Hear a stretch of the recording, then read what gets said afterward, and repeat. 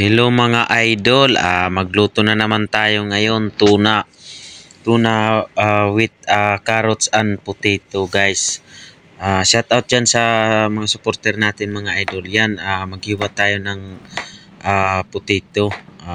Medyo little cutting. Mag-English na naman tayo mga idol. Yung mga English natin mga idol ha. Tiyaga lang kayo mga idol para medyo makaintindi yung manonood natin mga idol. Ayan, hiwain natin ng maliliit mga idol. Ganun lang kadali mga idol. Ayan, yung carrots. Kasi yan, sunod natin yung sibuyas.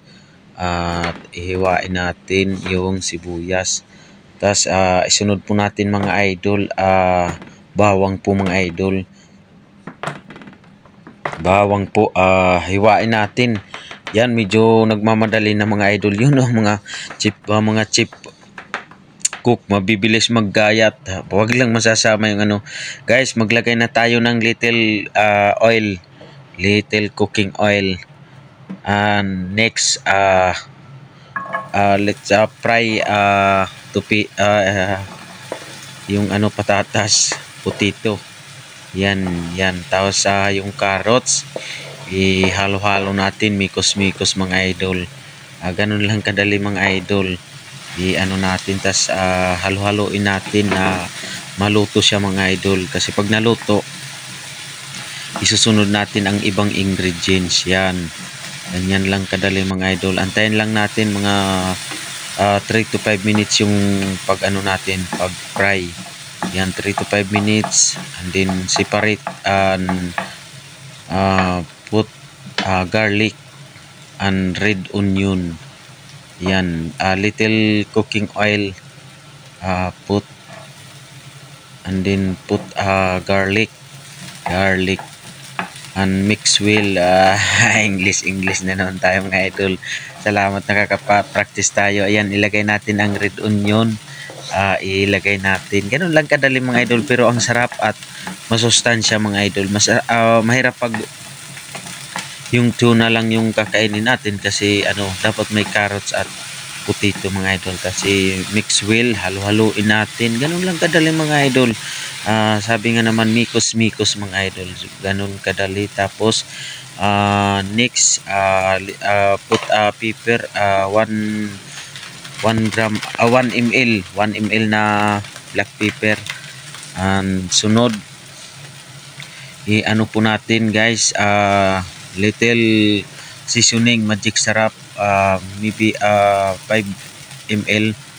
And then little salt kasi medyo may timpla na naman ang ano, tuna.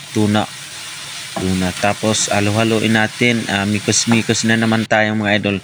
Mikos mga idol. Tapos yan po natin, ilagay na natin yung tuna. Ganun lang kadali mga idol. Tapos I will put can of 1 tuna. Yan. Yan, sarap mga idol. Tapos halo-haloin. Halo-halo mga idol. Ayan. Yan, halo-haloin natin. Yan. Ganun kasarap mga idol. Salamat nga pala sa mga solid supporter natin dyan. Shout out, hindi na natin isa-isahin kasi pag inisa-isa natin, yun lang ang mga katagal. And then next, put 1 sachet of tomato sauce, 250 ml. Ayan, sunod po natin 250. And then next, halo-haloin natin. Ganun lang kadali mga idol. Kahit ganun kadali, napaka-healthy pa at masarap po mga idol. Hindi lang tuna yung sabi nga naman, kahit preservative, nahaluan natin ng vegetable mga idol. Yan na po mga idol ang result mga idol. Halo-haloin natin ng ayan, paantayin natin ng 2 to 3 minutes, tapos maluto na yung sauce. Wow, ito na mga idol. Yan, sabi nga naman, thank you for watching and always support my YouTube channel. Kung nagustuhan nyo ang itong video, please watch and subscribe mga idol. Pero pag hindi, wag lang muna mga idol. Yan, ilipat na natin sa ano lagayan. Wow, ang sarap mga idol ng ulam natin mga idol. Kahit napakasimple, napakamura, nagawa natin ng paraan na ano natin, kahit preservative na siya na pagkain, nagawa nating healthy mga idol. Yan, thank you for watching.